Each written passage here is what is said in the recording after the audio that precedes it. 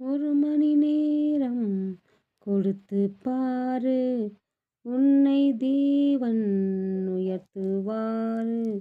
ஒரு மணி நேரம் கொடுத்து பாரு, உன்னை தேவன் உயர்த்துவாரு.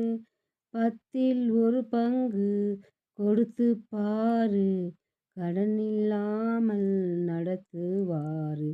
10ல் ஒரு பங்கு கொடுத்து பாரு, கடன் இல்லாமல் நடத்துவாரு.